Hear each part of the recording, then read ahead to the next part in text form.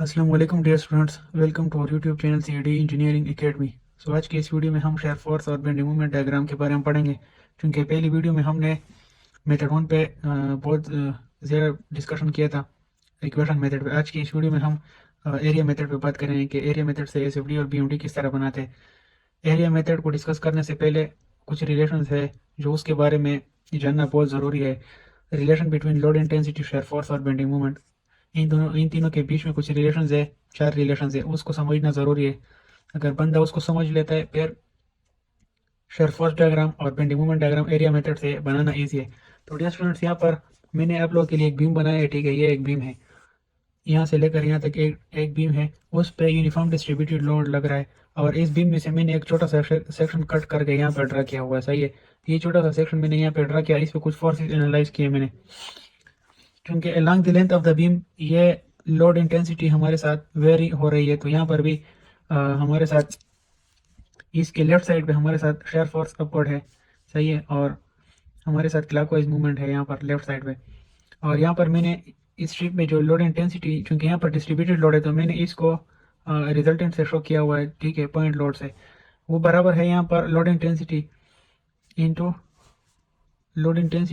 D X. ये resultant किस चीज़ के बराबर होता है? ये इसके एरिया के बराबर होता है। तो एरिया हमारे पास इंटेंसिटी इंटू जो डिस्टेंस होता है, तो ये डब्ल्यू डी एक्स हो जाएगा। और सिमिलरली यहाँ से लेकर ये कितनी डिस्टेंस पे एक्ट करेगा? इसके हाफ डिस्टेंस पर, तो डी एक्स बाय 2 हो जाएगा ये half distance intensity. Uniform distributed load जो यहाँ पर है वो मैंने यहाँ पर पॉइंट लोड शो किया हुआ है, तो वो इसका यहाँ पर रिजल्टेंट आ जाएगा और यहाँ से डिस्टेंस का डी एक्स बाय 2 हो जाएगा। और सिमिलरली इस क्रॉस सेक्शन के राइट साइड पे हमारे पास डाउनवर्ड फोर्स आ रहा है। क्योंकि इसके साथ मैंने V प्लस डी भी लिखा है, क्योंकि अलॉन्ग द लेंथ ये शेयर फोर्स वेरी कर रहा है। कितने क्वांटिटी से वेरी कर रहा है? डी वी से, स्मॉल क्वांटिटी से वेरी कर रहा है। सिमिलरली इसी तरह बेंडिंग मोमेंट भी ये वेरी कर रहा है। ठीक है, इसलिए मैंने इसके साथ m प्लस डी एम लिखा है। ये डी एम जो है ये वेरिंग लेंथ बेंडिंग मोमेंट है, वेरिंग मोमेंट है इस सेक्शन के लिए। यहाँ पर मैंने एक पॉइंट लिया, इस पॉइंट को मैंने बी नाम दिया है। ठीक है, तो इस तरह करते हैं हम कि पहले यहाँ पर शेयर फोर्स को एनालाइजेशन, शेयर फोर्सेस की एनालाइज करने के लिए हम क्या करते हैं, समीशन ऑफ एफ हुआ लेते हैं, या लोड इंटेंसिटी और शेयर फोर्स के बीच में रिलेशन को फाइंड करने के लिए हम यहाँ पर समीशन ऑफ एफ हुआ लेते हैं। अपवर्ड में जितने फोर्सेस जाएंगे उनका समीशन लेंगे, या डाउनवर्ड में यानी वर्टिकल डायरेक्शन में अपवर्ड जाएंगे तो पॉजिटिव होगा। सही है, ये मैंने साइन कन्वेंशन लिख लिया। तो यह वी अपवर्ड जा रहा है पॉजिटिव, ये इसका point load D W D x upward जा रहा है पॉजिटिव। और उसी तरह ये जो लोड है ये नीचे आ रहा है, तो ये minus V into D V हो जाएगा। उसके साथ कोई और फोर्सेस नहीं है, तो इसको सिंप्लीफाई करते हैं। ठीक है, यहाँ पर हमारे साथ वी और ये माइनस वी ये कट जाएंगे, ये डी वी हमारे साथ ऊपर चला जाएगा। इक्वेशन को रीअरेंज करने के बाद हमारे साथ जो हम इक्वेशन को रीअरेंज करते हैं, तो D V is equal to load intensity into D X. सही है, इसका क्या मतलब है? इसका मतलब यह है कि हमारे पास दो पॉइंट्स के बीच में जो शेयर में चेंज आता है वो हमारे पास एरिया अंडर द कर्व के बराबर होता है। ये किस चीज के बराबर है? ये लोड इंटेंसिटी के बराबर है ना, ये चीज। और ये यहाँ पर एरिया था। सही है, इसका मतलब ये यहाँ पर लोड लग रहा था और ये इसका लेंथ था, तो लोड इंटू लेंथ से एरिया आ जाता है। इसका मतलब है कि दो पॉइंट्स के बीच में जो हमारे पास शेयर होता है वो हमारे पास एरिया अंडर द कर्व के बराबर होता है। या अगर हम इस तरह करें कि इस पे इंटीग्रेशन लेते, सही है, लोड पे जब इंटीग्रेशन लोगे एरिया पर, लोड इंटेंसिटी का जो एरिया होता है उस पे जब हम इंटीग्रेशन लेंगे तो हमारे साथ बराबर होता है शेयर का। सही है, ये हमारे पास चेंज इन शेयर देता है। देखो यहाँ पर जब हम इस पे इंटीग्रेशन लेते हैं, ये इस तरह इंटीग्रेशन लेते हैं, इसमें इंटीग्रेशन लेते हैं, तो ये हमारे पास क्या हो जाएगा? ये डेल्टा वी हमारे पास बराबर है V two minus U one. सही, ये चेंज है जो कि यहाँ पर मैंने लिखा है। और इसी तरह यहाँ से क्या जाएगा? डब्ल्यू डी एक्स, ये हमारे पास लोड एरिया है। ये मैंने आप लोगों को बताया कि चेंज इन शेयर हमारे पास बराबर होता है एरिया अंडर लोडिंग कर्व। सही है, लोडिंग कर्व में जो एरिया आता है वो हमारे पास चेंज इन शेयर होता है। तो एस एफ डी बनाने के लिए हमारे पास ये इक्वेशन काम आएगा, ये हमें इक्वेशन वन कहता है। और अगर इस इक्वेशन को रीअरेंज करें हम, या डी एक्स डी पे डिवाइड करें, तो क्या जाएगा हमारे पास? D V divide by D X is equal to W. ये हमें क्या बताता है? ये हमें स्लोप के बारे में बताता है कि आपने तो दो पॉइंट्स या चेंज इन शेयर तो मालूम कर लिया, लेकिन उनके बीच में क्या स्लोप होगा वो आपको ये देगा कि शेयर डायग्राम का स्लोप क्या होगा। शेयर डायग्राम का स्लोप उसकी लोड इंटेंसिटी के बराबर होगा। देखो यहाँ पर लोड इंटेंसिटी, यहाँ पर इस इक्वेशन वन में हमारे पास चेंज इन शेयर एरिया के बराबर था, लोड एरिया के, लेकिन यहाँ पर स्लोप बराबर है, सही है, slope of the shear force diagram बराबर है हमारे पास लोड एंड टेंसिटी के, सही है, यहाँ पर एरिया के बराबर था, यहाँ पर लोड एंड टेंसिटी के, तो यहाँ पर मैंने लिखा है कि slope of the shear diagram is equal to distributed load intensity, यहाँ पर हमारे पास जो लोड की इंटेंसिटी थी उसके बराबर होगा।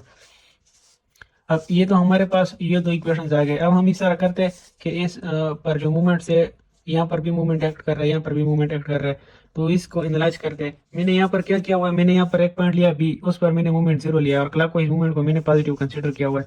तो ये देखो, ये क्लॉकवाइज जा रहा है, मूवमेंट हो जाएगा। उसके बाद इस फोर्स की वजह से जो मूवमेंट काज हो रहा है ये भी क्लॉकवाइज मल्टीप्लाई बाई है, मूवमेंट आर्म हो जाएगा। फिर उसके बाद ये देखो, यहाँ पर जो पॉइंट लोड कर रहा है वो multiply by movement arm dx/2 मैंने लिखा है।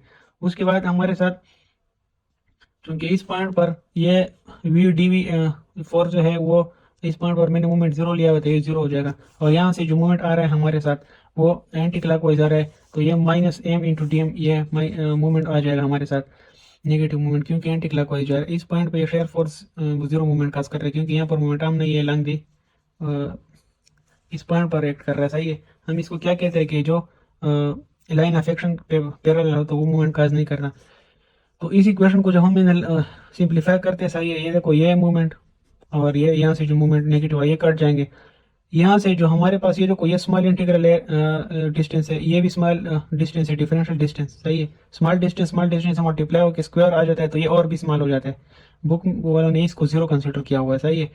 तो ये एरिया या ये जो फ्रैक्शन है ये हमारे पास जीरो हो जाता है, हमारे साथ ये बन जाता है, मूवमेंट भी कट जाते हैं हमारे साथ।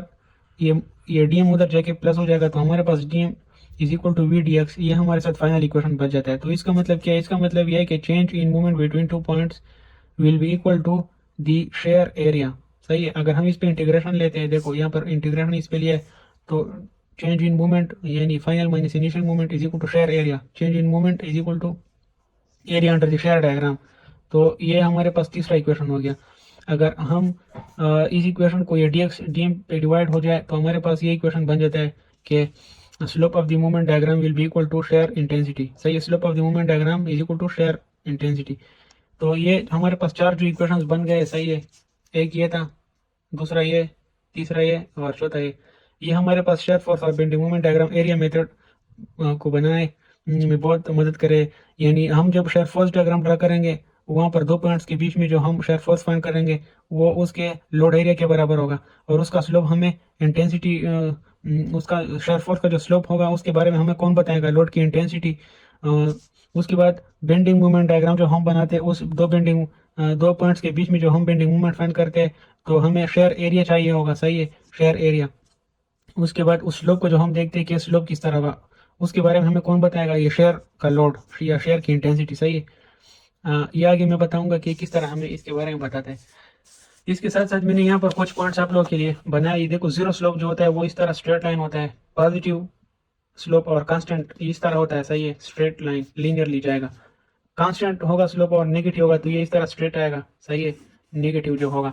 और यहाँ पर जो पॉजिटिव हो और इंक्रीज कर रहा हो तो ये इस तरह जाएगा, पॉजिटिव हो और डिक्रीज कर रहा हो इस तरह जाएगा, सही। ये स्लोप अपने साथ याद कर लें।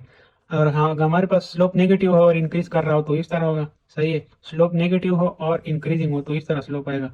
अगर हमारे पास स्लोप फिर नेगेटिव हो जाए और डिक्रीजिंग में हो तो वो इस तरह आएगा, सही है। ये स्लोप्स हम यूज करेंगे एरिया एस और BMD बनाने हैं, सही है। उसके बाद हमें कुछ और पॉइंट्स आप लोगों को बताता हूँ, सही है, कि हमारे पास कुछ स्लोप्स होंगे उसके एरिया हम किस तरह निकालेंगे, सही है। ये मैं आप लोगों को बताता हूँ। अगर हमारे पास डियर स्टूडेंट्स, अगर हमारे पास फर्स्ट डिग्री का स्लोप हो, सही है, फॉर एग्जांपल ये हमारे पास एक सेक्शन है उसमें स्लोप इस तरह स्ट्रेट जा रहा है, तो ये एरिया दोनों बराबर होंगे। ये भी ट्रायंगल, ये भी ट्रायंगल है, एरिया 1 एरिया 2 दोनों BH हाफ BH हो जाएंगे, सही है। अगर हमारे पास इस सेक्शन में सेकंड डिग्री का स्लोप हो तो हमारे पास ये एरिया ज्यादा होगा, ये एरिया कम होगा। इस कम एरिया का हमारे साथ कौन सा इक्वेशन होगा, BH/क्यूब, ये अपने साथ याद कर ले। यानी एरिया 1 जो होता है सेकंड डिग्री में, एरिया 1 जो होता है ये स्लोप नहीं है, ये जीरो से स्टार्ट हुआ है, जीरो पे एंड हुआ है, सही है। जीरो स्लोप से शुरू है, जीरो स्लोप पे एंड हुआ है, तो इसीलिए ये एरिया एप्लीकेबल, अगर जीरो से शुरू ना हो तो एप्लीकेबल नहीं है। ये जो स्मॉल एरिया वो हमारे पास किस चीज़ के बराबर होगा, BH/3। और ये एरिया 2 जो है, जो एरिया 1 से थोड़ा ज्यादा है, वो हमारे पास 2BH/3 के बराबर होगा। इसका जनरल फार्मूला ये है, यहाँ पर हमारे पास n+1 है, सही है, n+1, हाँ। तो अब ठीक हो गया। ये हमारे पास देखो, ये सेकंड डिग्री का स्लोप है, इसका स्मॉलर एरिया जो होगा वो बी एच बाई क्यूब यानी B H divide by N plus one के बराबर होगा। ये सेकंड डिग्री का, इसके साथ वन ऐड होगा तो ये 3 आ जाएगा। अब इसका लार्जर एरिया जो है वो हमारे पास किस के बराबर है, N B H divided by N plus one, N B H divided by N plus one. अगर यहाँ पर हमारे पास एन सेकंड डिग्री का है तो इधर 2 आ जाएगा, नीचे 2 प्लस वन यहाँ पे 3 आ जाएगा, इसलिए ये आया ये फार्मूला। अगर ये स्लोप इस तरह हो जाए यानी ये उल्टा हो जाए, ये नेगेटिव इंक्रीजिंग है, ये नेगेटिव डिक्रीजिंग चला जाए, तो इसका स्मॉलर एरिया ये होगा, लार्जर एरिया ये होगा। तो इसके लिए हम B H by Q B H by 3 use करेंगे, इसके लिए 2/3 बी एच यूज करेंगे। सही है, इस तरह। ये एन डिग्री का स्लोप है, B H divided by N plus one, area 1 होगा स्मॉलर एरिया, और हमारे पास ये लार्जर एरिया जो होगा वो N into B H divide by N plus one. अगर ये स्लोप इस तरह है, नेगेटिव इंक्रीजिंग है, अगर नेगेटिव डिक्रीजिंग बन जाए तो हमारे पास फिर क्या होगा, अगर इस तरह बन जाए नेगेटिव डिक्रीजिंग, तो ये हमारे पास एरिया 1 जो है वो स्मॉलर एरिया हो जाएगा। स्मॉलर एरिया एरिया 1 होता है, लार्जर एरिया 2 होता है। तो इसके लिए बी एच, अगर ये थर्ड डिग्री का है तो 3 बी एच डिवाइडेड बाई 4 आ जाएगा। अगर ये हमारे पास स्मॉलर एरिया है, सही है, स्मॉलर एरिया, अगर ये हमारे साथ स्मॉलर एरिया है तो हमारे पास इसका इक्वेशन क्या होगा, स्मॉलर एरिया का ये इक्वेशन होगा। थर्ड डिग्री का है तो बी एच डिवाइडेड बाई 4 हो जाएगा, यानी 3 प्लस 1 से 4 आ जाएगा। अगर हमारे पास लार्जर एरिया फाइंड करना है, ये हम आगे स्लोप्स में फाइंड करेंगे, आप लोग सिर्फ इसको याद कर लो। ये जो लार्जर एरिया है यहाँ पर, तो ये N divide by N plus one वाला हो जाएगा। सही है, यहाँ पर 3 डिवाइडेड बाई 4 बी एच आ जाएगा फिर थर्ड डिग्री के स्लोप में, और इस तरह चले जाए 4 डिग्री 5 डिग्री तक आप लोग जा सकते हैं। सही है, ये यहाँ पर मैंने नोट लिखा है कि ये फार्मूला एप्लीकेबल है जब स्लोप स्टार्ट और एंड 0 से करे। सही है, स्टार्ट 0 से करे और एंड भी हमारे साथ 0 पे करे। और उसके साथ मैंने यहाँ पर आप लोगों को कुछ स्लोप्स बनाए हैं, ठीक है, मैंने आप लोगों के लिए कुछ स्लोप्स बनाए हैं, वो इस तरह है। अगर हमारे पास लोड में जब चेंज नहीं होगा, ये लोड 0 होगा, तो इसका एफ डी इस तरह होगा। सही है, कांस्टेंट जाएगा। और अगर यहाँ पर हमारे साथ लोड यूनिफॉर्मली डिस्ट्रीब्यूटेड है, सही है, यूनिफॉर्मली डिस्ट्रीब्यूटेड, और ये डाउनवर्ड एक्ट कर रहे हैं, तो यानी ये 0 डिग्री का स्लोप है, तो इसका एफ डी फर्स्ट डिग्री का स्लोप बनेगा, और वो स्लोप उस लोड इंटेंसिटी पे डिफाइन करेगा। अगर लोड इंटेंसिटी नेगेटिव है, देखो डाउनवर्ड आ रहा है तो नेगेटिव है, तो ये स्लोप भी लीनियर कांस्टेंट होगा, फर्स्ट डिग्री का होगा लेकिन नेगेटिव होगा। अगर ये लोड इंटेंसिटी पॉजिटिव है तो ये पॉजिटिव स्लोप बन जाएगा, फर्स्ट डिग्री वाला पॉजिटिव स्लोप।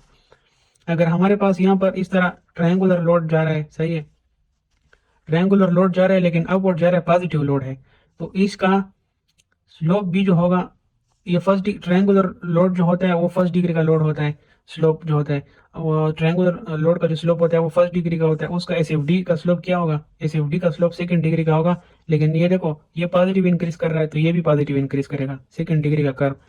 अगर हमारे पास एस एफ डी का स्लोप इस तरह आ जाए, सही है, उसी तरह हो, देखो इंक्रीज करे लेकिन नेगेटिव में, ये देखो नेगेटिव आ रहा है, नीचे आएगा तो नेगेटिव होगा, ऊपर जाएगा तो पॉजिटिव होगा, तो इसका स्लोप भी नेगेटिव में होगा, लेकिन ये देखो इंक्रीज कर रहा है तो ये इंक्रीजिंग वाला नेगेटिव इंक्रीजिंग वाला स्लोप होगा। अगर हमारे पास इस तरह आ जाए कि ये स्लोप ट्रायंगुलर लोड जो है वो डिक्रीज करे और पॉजिटिव हो, तो ये देखो पॉजिटिव डिक्रीजिंग वाला स्लोप इस तरह आएगा। अगर हमारे साथ इस तरह के डिक्रीजिंग, ये देखो हाई से लो पे आ रहा है तो डिक्रीज कर रहा है, और अगर नेगेटिव में हो तो नेगेटिव डिक्रीजिंग वाला स्लोप इस तरह होगा। ये मैंने आप लोगों को वो पहले बता दिए थे। अगर आप लोगों को इसकी समझ आ गई तो इंशाल्लाह आप लोग शेफोज डायग्राम बनाने में वो स्लोप्स जो बनते हैं वो बिल्कुल ठीक तरह बना सकोगे। सही है, तो यहाँ तक बस वाइंड अप करते हैं। इंशाल्लाह फिर नेक्स्ट वीडियो में हम मिलते हैं और शेफोज डायग्राम के एरिया वाले प्रॉब्लम के साथ। अगर आप लोगों को इसमें कुछ मसला हो तो आप लोग कमेंट बॉक्स में पूछ सकते हो। सही है, चैनल को सब्सक्राइब करें, वीडियो को लाइक करें, दोस्तों के साथ भी शेयर करें। इंशाल्लाह नेक्स्ट वीडियो में ये प्रॉब्लम फर्स्ट जो हमने इक्वेशन मेथड से सॉल्व किया था वो हम अब एरिया मेथड से सॉल्व करेंगे। वो प्रॉब्लम जो था वो मैंने 6 पेज पर सॉल्व किया था, एरिया मेथड में सिर्फ एक पेज पर सॉल्व हुआ, यानी ये लेयर शॉर्ट मेथड है और जल्दी जल्दी हो जाता है। तो फिर मिलते हैं फिर इंशाल्लाह नेक्स्ट वीडियो में, तब तक के लिए इतना ही, खुदा हाफिज़।